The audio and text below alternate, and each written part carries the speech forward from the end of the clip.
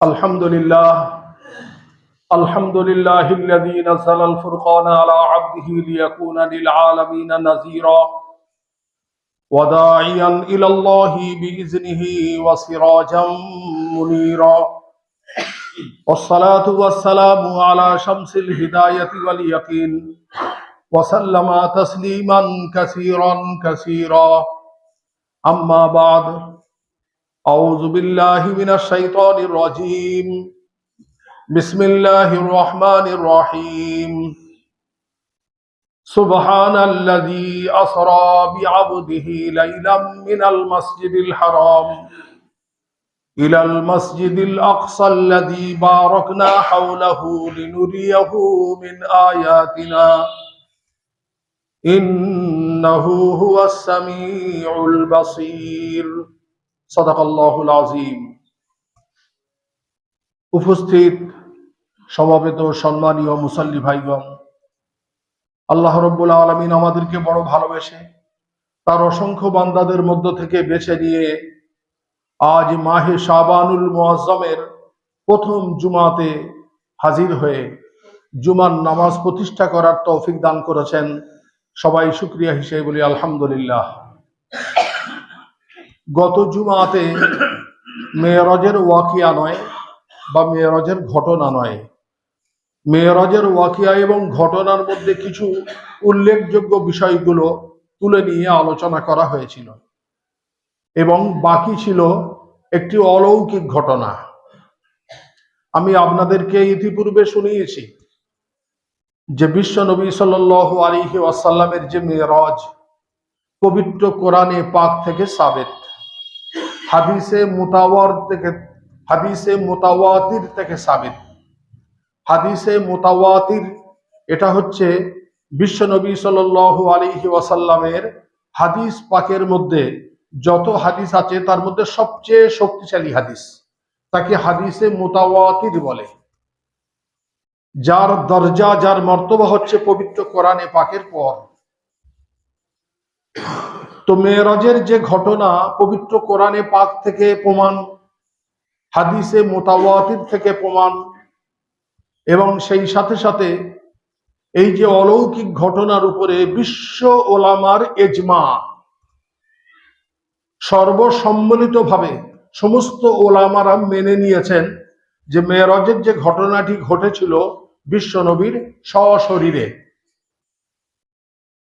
এবং এই ঘটনাটাই হলো বিশ্ব নবীর মুজিজার মধ্য থেকে 3000 যে মুজিজা বিশ্ব নবীকে আল্লাহ পাক দিয়েছিলেন, এই 3000 মুজিজার মধ্য থেকে একটি গুরুত্বপূর্ণ মুজিজা মেরাজের ঘটনা। এখন আমরা সর্বপ্রথম জেনে নিই যে মুজিজা কাকে বলে, মুজিজাটা কি। আল্লাহ রাব্বুল আলামিন এই মুজিজা নবী ছাড়া কোন পাবলিক বান্দাকে, যত আল্লাহ পাকের সে অনুগত হোক, আউলিয়ায়ে কেরাম, সাহাবায়ে কেরাম, আইম্মায়ে মুজতাহিদিন, কাউকে আল্লাহ পাক মুজিজার যে ক্ষমতা দেননি। মুজিজাটা শুধুমাত্র আম্বিয়া আলাইহিমুস সালাতু ওয়াস সালামদের আল্লাহ পাকের তরফ থেকে তারানার যে প্রতিনিধি, আল্লাহর যে প্রতিনিধি, তার উপরে অকাট্য প্রমাণ এই মুজিজা। তো সর্বপ্রথম মুজিজার অর্থটা আমরা জেনে নিই। মুজিজা আরবি শব্দ, যার অর্থ হচ্ছে অক্ষমকারী, আজিজ করনে ওয়ালি, অক্ষমকারী। আল্লাহ রাব্বুল আলামিন পৃথিবীতে যত আম্বিয়া আলাইহিমুস সালাতু ওয়াস সালাম পাঠিয়েছেন, লক্ষাধিক আম্বিয়া আলাইহিমুস সালাতু ওয়াস সালাম,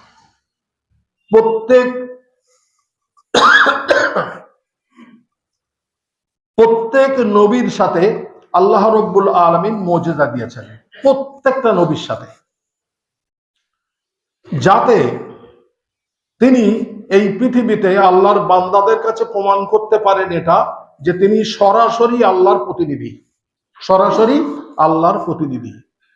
আম্বিয়া আলাইহিমুস সালাতু ওয়াস সালাম বা যত নবীগণ পৃথিবীতে এসছেন, কেউ নির্বাচিত নন, মানে লোকেরা মিলে, কওমরা মিলে, আল্লাহর বান্দারা মিলে নবী করেছে তা নয়।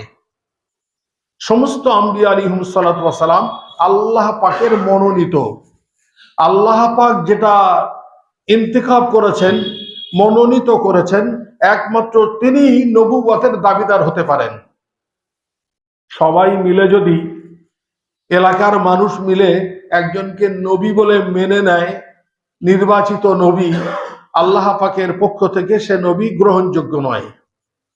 সেই কারণে এ কথাও জেনে রাখা দরকার যে তামাম আম্বিয়া আলাইহিমুস সালাতু ওয়াস সালাম হচ্ছেন আল্লাহ পাকের মনোনীত নবী, নির্বাচিত নয়। আর যখন আল্লাহ পাকের মনোনীত নবী, তিনি আল্লাহর তরফ থেকে প্রতিনিধি, তো সেই প্রত্যেকটা প্রতিনিধির কাছে আল্লাহ পাকের তরফ থেকে একটা করে অকাট্য প্রমাণ দেওয়া হয়েছে, যার দ্বারা এসে কওমের কাছে, আল্লাহর বান্দাদের কাছে প্রকাশ করতে পারে যে আমি সরাসরি আল্লাহর তরফ থেকে এসে তোমাদেরকে বলছি। এ আমার মন গড়া কিছুই নয়, একে বলা হয় মুজিজা। আল্লাহ রাব্বুল আলামিন প্রত্যেক নবীকে যখন পাঠিয়েছেন, সেই যুগের পৃথিবীতে যে ক্ষমতা ছিল, সবচেয়ে বেশি প্রভাবশালী ক্ষমতা, সেই প্রভাবের বিরুদ্ধে আল্লাহ পাক মুজিজা দিয়েছেন। প্রভাবের বিরুদ্ধে আল্লাহ পাক মুজিজা দিয়েছেন, যাতে পৃথিবীর সেই শক্তিটাকে পরাস্ত করতে পারে এই মুজিজা। অক্ষমকারী শব্দের অর্থ কি? পৃথিবীর যে ক্ষমতা আছে, সেই সময়কার যে সবচেয়ে বেশি প্রভাবশালী ক্ষমতা, সেই ক্ষমতাকে খর্ব করতে পারে, তাকে পরাজিত করতে পারে। যদি পরাজিত করে, তাহলে মানুষ মেনে নেবে যে এই শক্তিটা হচ্ছে আল্লাহর দিয়ত শক্তি। যেমন উদাহরণস্বরূপ, হযরত মুসা আলাইহিস সালাতু ওয়াস সালামের জমানায় জাদুর প্রভাব ছিল সবচেয়ে বেশি। জাদুর প্রভাব ছিল সবচেয়ে বেশি। আল্লাহ রাব্বুল আলামিন হযরত মুসা আলাইহিস সালাতু ওয়াস সালামকে একটা আসা দিলেন, একটা লাঠি, এবং সেই লাঠির ক্ষমতা কি? যে সমস্ত জাদুঘরের জাদুকে গ্রাস করে নিয়ে তাদেরকে পরাস্ত করে দেবে, খর্ব করে দেবে।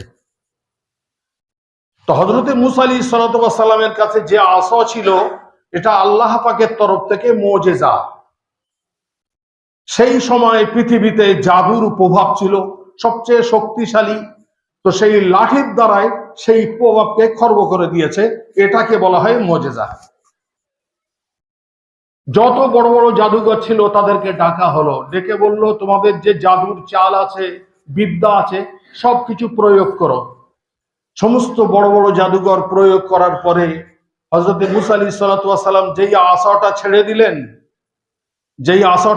ছেড়ে দিলেন, সঙ্গে সঙ্গে সমস্ত জাদুকে গিলে নিল, গ্রাস করে নিল, অর্থাৎ জাদুঘরদেরকে বা জাদুকে পরাস্ত করে দিল। এর নাম হলো মুজিজা। আল্লাহ রাব্বুল আলামিন যুগে যুগে দুনিয়ার যে প্রভাব ছিল, সেই প্রভাবের বিরুদ্ধে যে নবী পাঠানো হয়েছে, তার কাছে ওই রকম অকাট্য প্রমাণ দিয়ে পাঠানো হয়েছে। হযরত দাউদ আলাইহিস সালাতু ওয়াস সালামের যুগে সবচেয়ে বেশি প্রভাব ছিল লোহা দিয়ে মানুষ কি করত? যন্ত্রপাতি তৈরি করত, এর প্রভাব ছিল বেশি। আল্লাহ রাব্বুল আলামিন তার বিরুদ্ধে কি মুজিজা দিলেন? যে লোহা তো আগুনের ভাট্টিতে পোড়াতে হয়, তবে লোহা নরম হয়, তবে সেই লোহা হাতুড়ি দিয়ে পিটিয়ে তার দ্বারাই যন্ত্রপাতি তৈরি করা হয়। আল্লাহ রাব্বুল আলামিন হযরত দাউদ আলাইহিস সালাতু ওয়াস সালামকে মুজিজা দিলেন কিসের? যে তিনি লোহা হাতে করলে মোমের মতো নরম হয়ে যাবে। বলুন সুবহানাল্লাহ। মোমের মতো নরম হয়ে যাবে, আগুনের ভাট্টিতে তাকে পোড়াতে হবে না। তো হযরত দাউদ আলাইহিস সালাতু ওয়াস সালাম সেই কামারদের বিরুদ্ধে বা যারা হাতিয়ার তৈরিকারী, তাদের বিরুদ্ধে কি দেখালেন খেল? যে দেখো, এই লোহাকে আমি না পুড়িয়ে তোমাদের থেকে উন্নত মানের যন্ত্র তৈরি করে দেখিয়ে দেব। অতএব সেই শক্তিকে হযরত দাউদ আলাইহিস সালাতু ওয়াস সালাম মুজিজার দ্বারাই পরাস্ত করলেন। এর নাম মুজিজা। হযরত সুলাইমান আলাইহিস সালাতু ওয়াস সালামের জমানায় ছুতোর মিস্ত্রি, অর্থাৎ কাঠের যন্ত্রপাতির রমরমা ছিল, কিন্তু সেই কাঠের যন্ত্রপাতি বিনা মানে স্ক্রু ড্রাইভার বা কোনো কিছু যন্ত্রপাতি না দিয়ে তৈরি করা যেত না, তাকে জোড়া যেত না, এবং তার দ্বারাই কোনো পরিবহনও করা যেত না। তার দ্বারায় নৌকা তৈরি করা যেত না, কোনো গাড়ি তৈরি করা যেত না, এটা সম্ভব হতো না যতক্ষণ পর্যন্ত মিস্ত্রি দিয়ে তাকে কি না করা হবে, সংস্কার না করা হবে। আল্লাহ রাব্বুল আলামিন সেই যুগে হযরত সুলাইমান আলাইহিস সালাতু ওয়াস সালামকে কি ক্ষমতা দান করলেন যে তিনি তক্তার উপরে বসলে অটোমেটিক হাওয়াকে হুকুম করলে সেই তক্তা সারা পৃথিবীতে হযরত সুলাইমান আলাইহিস সালাতু ওয়াস সালাম যেখানে যেতে চাইবেন সেখানে উড়িয়ে নিয়ে চলে যাবে। তো সেই ছুতোর মিস্ত্রিদের যে প্রভাব, সেই প্রভাবকে এই মুজিজার দ্বারাই পরাস্ত করা হলো। তো প্রত্যেকটা যুগে এক একটা যুগে নবীদেরকে এইভাবে মুজিজা দিয়েছে আল্লাহ পাক। হযরতে ঈসা আলাইহিস সালাতু ওয়াস সালাম, হযরত ঈসা আলাইহিস সালাতু ওয়াস সালামের যুগে চিকিৎসা বিজ্ঞানের রমরমা ছিল, কিন্তু বহু অসংখ্য ব্যক্তি এইরকম ছিল যার চিকিৎসার কোনো এলাজ খুঁজে পাওয়া যাচ্ছিল না, কোনো সূত্র কোনো সূচনা খুঁজে পাওয়া যাচ্ছিল না। সেই যুগে আল্লাহ রাব্বুল আলামিন হযরত ঈসা আলাইহিস সালাতু ওয়াস সালামকে কি মুজিজা দান করলেন যে অন্ধর চোখে তিনি হাতটা বুলিয়ে দেবেন, সঙ্গে সঙ্গে তার চোখের দর্শন ক্ষমতা ফিরে আসবে, বলুন সুবহানাল্লাহ। তো সেই যুগে যার প্রভাব ছিল, যে শক্তির পৃথিবীতে, হযরত ঈসা আলাইহিস সালাতু ওয়াস সালামের এই মুজিজার দ্বারাই তাকে পরাস্ত করা হলো। এর নাম হলো মুজিজা। বিশ্ব নবী রাহমাতুল লিল আলামিন সাল্লাল্লাহু আলাইহি ওয়াসাল্লামকে অসংখ্য মুজিজা দান করা হয়েছে, 3000 মুজিজা দান করা হয়েছে, কিন্তু অন্য নবীদের মুজিজার সঙ্গে অনেক তফাৎ আছে। অন্য নবীদের মুজিজার সাথে অনেক ফারাক আছে, অনেক তফাৎ আছে। সেটা কি? হযরত মুসা আলাইহিস সালাতু ওয়াস সালাম তিনি দুনিয়া থেকে বিদায় নিয়েছেন, তার যে লাঠির যে বরকত, তার যে ক্ষমতা, সেও মুসা আলাইহিস সালাতু চলে যাওয়ার সাথে সাথে শেষ হয়ে গেছে। এখন কেউ যদি লাঠিকে বলে তুই সাপ হয়ে যা, তুই জাদুঘরদের জাদুগুলো গ্রাস করে নে, পৃথিবীতে এরকম শক্তি নেই কারোর যে সেই মুজিজাকে দেখাবে। মুসা আলাইহিস সালাতু ওয়াস সালাম বিদায় নিয়েছেন, তার মুজিজাও বিদায়। হযরত সুলাইমান আলাইহিস সালাম চলে গিয়েছেন, তার মুজিজাও শেষ। হযরত দাউদ আলাইহিস সালাতু ওয়াস সালাম তিনি চলে গিয়েছেন, তার মুজিজাও শেষ। হযরত ঈসা আলাইহিস সালাতু ওয়াস সালামকে আল্লাহ পাক আসমানে তুলে নিয়েছেন, জমিনের উপরে তার মুজিজাও শেষ। বাকি রইল বিশ্ব নবীর মুজিজা। বিশ্ব নবীর যে 3000 মুজিজা, এই 3000 মুজিজার মধ্যে 1 নম্বর এবং সবচেয়ে অন্যতম মুজিজা হচ্ছে পবিত্র কোরআনে কারীম, বলুন সুবহানাল্লাহ। এই পবিত্র কোরআনে কারীমটা বিশ্ব নবীর 1 নম্বর মুজিজা কেন? 1 নম্বর মুজিজা কেন? আল্লাহ রাব্বুল আলামিন বিশ্ব নবীকে এতিম, অসহায়, নিরক্ষর করেছেন। তিনি জীবনে কোনোদিন স্কুলে যাননি, জীবনে কোনোদিন স্কুলে যাননি, কোনো মাস্টারের কাছে পড়াশোনা করেননি। কিন্তু আরবের বুকে সেই সময় সবচেয়ে বেশি রমরমা এবং প্রভাব ছিল সাহিত্যের। আরবি সাহিত্যের সবচেয়ে বেশি প্রভাব ছিল সেই সময়। আল্লাহ রাব্বুল আলামিন এইরকম একজন উম্মি, নিরক্ষর ব্যক্তির কাছে এমন একটা কালাম পাঠিয়ে দিলেন, যে কালামটা সমস্ত সাহিত্যকে গ্রাস করে নিল, বলুন সুবহানাল্লাহ। আরবের বুকে যত বড় বড় সাহিত্যিক ছিল, সমস্ত সাহিত্যকে গ্রাস করে নিল। কেন? কোরআনে পাকের যে শব্দ এবং তার যে ভাষা, এই ভাষা সেই সমস্ত সাহিত্যিকরা দেখে তারা অক্ষম হয়ে গেল, মজবুর হয়ে গেল যে এই রকম সুন্দর শব্দ, এত সংগঠিত সাজানো শব্দ, এই রকম শব্দ একটা তৈরি করার ক্ষমতা কোনো সাহিত্যিকের নেই। তাহলে আরবের বুকে সে সময় সবচেয়ে জোর ছিল কিসের? আরবি সাহিত্যের জোর ছিল। পবিত্র কোরআনে কারীম অবতীর্ণ করে এমন একজন ব্যক্তির দ্বারাই যিনি নিরক্ষর। তো সমস্ত সাহিত্যিকে মানতে হবে যে আমরা সবাই তো সাহিত্যিক শিক্ষিত, কিন্তু কোরআনে কারীমটা যার কাছে অবতীর্ণ হয়েছে সে তো নিরক্ষর। এই শব্দ সে কোথা থেকে পেল? এই শব্দ সে কোত্থেকে পেল? নিঃসন্দেহে আল্লাহ পাকের দিয়ত কালাম, যা পৃথিবীর বুকে তার সঙ্গে কোনো তুলনাই চলে না। বলুন সুবহানাল্লাহ। কোরআনে কারীম অবতীর্ণ হওয়ার পর স্বয়ং কোরআনে কারীম চ্যালেঞ্জ ছুড়ে দিল। স্বয়ং কোরআনে কারীম সাহিত্যের বিরুদ্ধে কি করলো? চ্যালেঞ্জ ছুড়ে দিল। ওয়াইন কুনতুম ফি রাইবিম মিম্মা নাযালনা আলা আবদিনা ফাআতু বিসূরাতিন মিন মিসলি ওয়াদউ শুহাদাকুম মিন দুনিল্লাহ ইন কুনতুম সাদিকিন। আল্লাহ পাক পবিত্র কোরআনে কারীমে বললেন যে আমি যে কোরআন তোমাদের কাছে অবতীর্ণ করেছি, যদি এর মধ্যে তোমাদের সামান্য কোনো সন্দেহ থাকে যেটা মানুষের তৈরি, তো তোমরা সামান্য একটা সূরা নয়, একটা আয়াত এই সমতুল্য তৈরি করে মোকাবেলা করো, দেখাও। ফাইল্লাম তাফালু ওয়ালাম তাফালু। আল্লাহ পাক বলছেন যে জীবনে কখনো কোনোদিন পারবেও না, পারো নি, আর কিয়ামত পর্যন্ত পারবেও না এই সমতুল্য কোনো কালাম তৈরি করতে।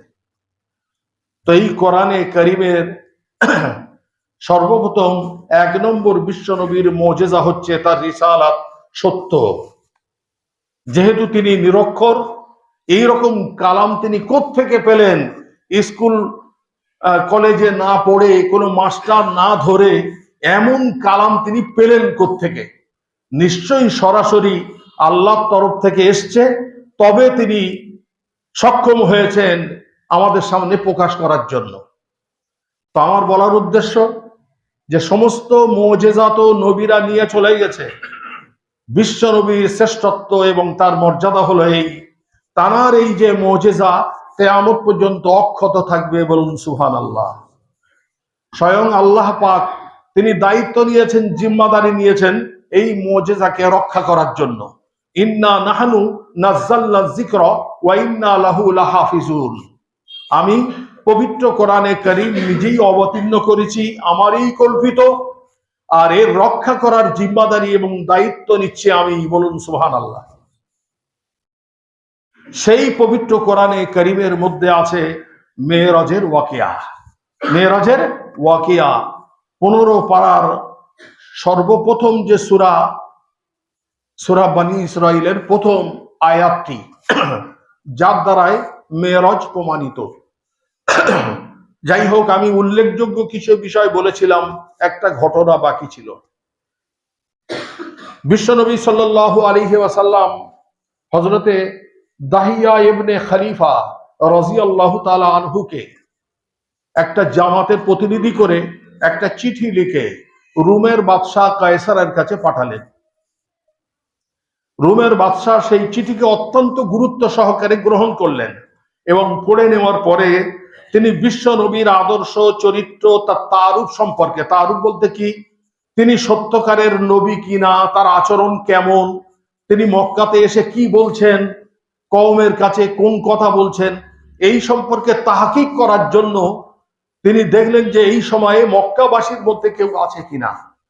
চিঠি হাতে পাওয়ার পর তো খবর নিয়ে দেখা গেল আবু সুফিয়ান ইবনে হারব, কাফেরদের একটা সর্দার, সেও একটা প্রতিনিধি দল নিয়ে ব্যবসার জন্য সেই সময় রোমে গিয়েছিল। তাকে ডাকা হলো। সে দেখলো আবু সুফিয়ান যে একটা বিরাট বড় সুযোগ, বিশ্ব নবীর সম্পর্কে, তার চরিত্র সম্পর্কে, তার দাবি সম্পর্কে যখন জিজ্ঞেস করছে, এই জায়গায় যদি মেরাজের ঘটনাটা বলি তো কায়সার বাদশাহ, রোমের বাদশাহ, সে মেনে নেবে যে সত্যি তারই এ হচ্ছে মন গড়া নবী, এ সত্য নবী নয়। তো বলে তাকে যখন জিজ্ঞাসা করলেন রোমের বাদশাহ যে মুহাম্মদুর রাসূলুল্লাহ সাল্লাল্লাহু আলাইহি ওয়াসাল্লাম সম্পর্কে, তোমরা তো মক্কার বাসিন্দা, তার সম্পর্কে কি তোমাদের জানা আছে বলো।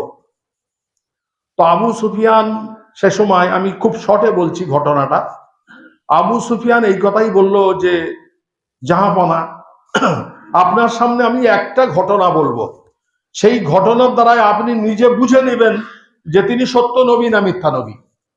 সেই ঘটনাটা কি বাদশা জিজ্ঞেস করলেন। আবু সুফিয়ান তখন বলছে উনি দাবি করছে বাইতুল্লাহ থেকে, অর্থাৎ হারাম শরীফ থেকে, কাবা থেকে বাইতুল মুকাদ্দাসে গিয়েছেন সামান্য সময়ের মধ্যে, আবার সেখান থেকে আসমানে গিয়েছেন, জান্নাত দোজখ পরিদর্শন করেছেন, আল্লাহর দরবারে গিয়েছেন। এটা মানুষের দ্বারাই সম্ভব কি? তো হাজিরিনে মজলিসের মধ্যে সেই সময় উপস্থিত ছিলেন বাইতুল মুকাদ্দাসের ইলি, বাইতুল মুকাদ্দাসের ইলা। ইলা মানে কি? বাইতুল মুকাদ্দাসের দারোয়ান বা বাইতুল মুকাদ্দাসের যে হেফাজতকারী, মানে গুরুত্বপূর্ণ ব্যক্তি, যার জিম্মাদারি ছিল, দায়িত্ব ছিল এটাই যে প্রতিদিন রাতে বাইতুল মুকাদ্দাসের দরজা বন্ধ করে তিনি আসবেন, এই জিম্মাদারি ছিল। সেই মজলিসের মধ্যে সেই বাইতুল মুকাদ্দাসের ইলা অর্থাৎ তার যে দারোয়ান তিনি উপস্থিত ছিলেন। তিনি বললেন যে বাদশাকে সম্বোধন করে যে যদি আবু সুফিয়ান যে গল্পটা করছে বিশ্ব নবীর ব্যাপারে, শেষ নবীর ব্যাপারে, এই ঘটনাটা সত্য ঘটনা। বলে তুমি কি করে বলছো সত্য? তো বলছে এক রাতে ঘটনা ঘটেছে যে আমি বাইতুল মুকাদ্দাসের দরজা বন্ধ করার জন্য অনেক প্রচেষ্টা চালিয়েছি, আমার কর্মচারীদেরকে ডেকেছি, আমার যারা কর্মচারী সহকর্মী তাদেরকেও ডেকেছি, একটা দরজা বন্ধ করতে পারিনি। সমস্ত দরজা বন্ধ করেছি, একটা দরজা বন্ধ করতে পারিনি। লাস্টে ছুতোর মিস্ত্রিকে ডাকা হলো, কাঠের বিশেষজ্ঞ যারা, তারা মিস্ত্রিরা এসে বলল যে দেওয়ালটা চেপে গিয়ে কাঠের যে তক্তাটা এটা জমিনের সঙ্গে সিমটি গিয়েছে, এ রাতের বেলায় এ কাজ সম্ভব নয়, আমরা দিনের বেলা কাল সকালে এসে করে দেব। বলে যখন আমি ভোর হলো, আমি সকালবেলা গেলাম মসজিদে, তো সেখানে গিয়ে দেখছি যে যেন এই মসজিদের মধ্যে এই রাতে বেশ কিছু মানুষের আগমন হয়েছে, তার কিছু আলামত, তার কিছু চিহ্ন আমি বুঝতে পারছি। এবং একটা বিরাট বড় পাথরের চাটান, তাতে একটা বালা লাগানো আছে, সেই বালাতে কোনো কিছু জন্তু জানোয়ার বাঁধা হয়েছে। এবং আমি দরজায় গিয়ে যখন টান দিলাম তো সঙ্গে সঙ্গে দেখলাম দরজা স্বাভাবিক যেমন ছিল তেমন হয়ে গিয়েছে। অতএব আমি নিশ্চিত যে এই রাতে আল্লাহর তরফ থেকে কোনো নবী আল্লাহ পাক এখানে পাঠিয়েছিলেন, প্রেরণ করেছিলেন, যার কারণে আমরা এই দরজাটা বন্ধ করতে পারিনি। সেই নবী তিনি মসজিদের মধ্যে ঢুকবেন, নামাজ পড়বেন এবং তার সঙ্গে কিছু মানুষও থাকবে, এইরকম ধরনের নিদর্শন আমি দেখেছি। তখন রোমের বাদশা কায়সার তিনি আবু সুফিয়ানকে অত্যন্ত তিরস্কার করার পরে তিনি নিজেই বিশ্ব নবীর রেসালাতকে মেনে নিয়ে তার প্রতি ঈমান নিয়ে আসলেন। বলুন সুবহানাল্লাহ। তো এই যে মুজিজা বিশ্ব নবীর, যে বাইতুল মুকাদ্দাসের দরজাটা যে বন্ধ করার জন্য সমস্ত শক্তি প্রয়োগ করেও দরজা বন্ধ করা গেল না, এটাও মেরাজের রাতের মধ্যে তো একটি অলৌকিক মুজিজা। এটা অলৌকিক মুজিজা, যার কারণে মেরাজের ঘটনাটা, প্রতিটাই ঘটনাই হচ্ছে অলৌকিক। মেরাজের রাতের প্রতিটাই ঘটনা হচ্ছে অলৌকিক। এবং ইতিপূর্বে আমি আপনাদেরকে অবগত করিয়েছি এবং জানিয়েছি যে আল্লাহ রাব্বুল আলামিন বিশ্ব নবীকে এই মেরাজের ওয়াকিয়ার দ্বারায় এমন এমন অলৌকিক কিছু ঘটনা তাকে দর্শন করিয়েছেন যা পৃথিবীতে কোনো নবীকে তিনি দর্শন করাননি বা দেখাননি।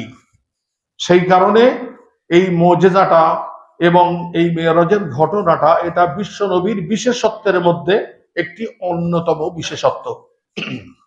যাই হোক, এখন শাবান মাস শুরু হয়ে গিয়েছে, সেই জন্য আমাদের এখন থেকে প্রস্তুতি নিতে হবে।